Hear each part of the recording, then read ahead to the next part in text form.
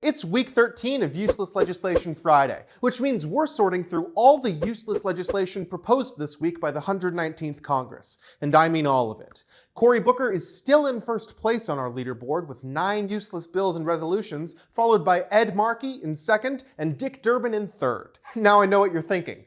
Democrats doing useless performative political stunts instead of delivering actually substantive legislation?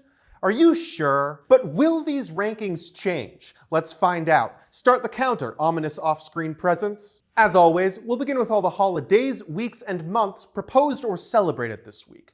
That includes DC Statehood Day, National Space Day, NKH Awareness Day, National Day of Reason, Cinco de Mayo, National Day of Awareness for Missing and Murdered Indigenous Women and Girls, World Press Freedom Day, Glioblastoma Awareness Day, and National Scam Survivor Day, which warns about such things as small business scams, social media scams, or even accidentally sending a copy of your driver's license and W-2 to a person online claiming to be a real estate broker in order to secure an apartment, only to realize that the email they're contacting you from is just a random string of numbers and letters, and also realizing that the document you just sent them has your social security number on it, so now you live in paralyzing fear that at any moment somebody out there could be stealing your identity.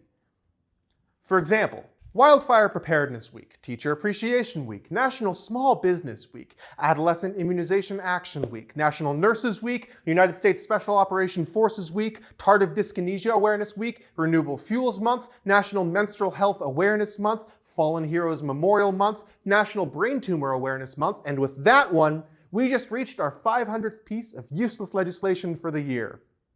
Pretty exciting, huh? It's amazing how much nothing you can achieve when you just work together. There's also Community College Month, Motorcycle Safety Awareness Month, National Asthma and Allergy Awareness Month, National Bladder Cancer Awareness Month, and National Foster Care Month, as well as the 100th anniversary of the Grand Ole Opry. So there you go.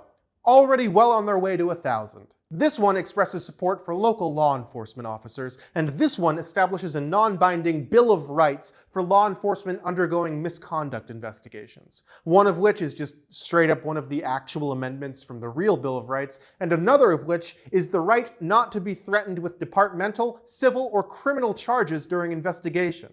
Because the last thing you'd want during an investigation into police misconduct is the threat of repercussions. Congratulations to the University of Oklahoma's women's gymnastics team and the University of Connecticut's women's basketball team for winning their respective NCAA championships. I'm sure that nothing means more to you after your incredible hard work and achievement than the tepid congratulations of your local senator. This one would rename a runway at the Marine Corps Air Station in Cherry Point, North Carolina to the Lieutenant General Carey Runway, but I don't know, I think runway 5L/23R just rolls off the tongue better. And speaking of renames, just like a previous bill back in March, this one would rename the Taipei Economic and Cultural Representative Office to the Taiwan Representative Office, while still fundamentally not changing the United States One China principle. Same great taste, but now with even more inflamed tensions between the US and China. These two non-binding resolutions would condemn Donald Trump's recent attacks on the free press. Good! Fixed it. All better. And finally, to show that not all legislation being introduced is useless, here's a pretty cool one from Anna Paulina Luna to repeal the Patriot Act and dismantle a large portion of our current surveillance state.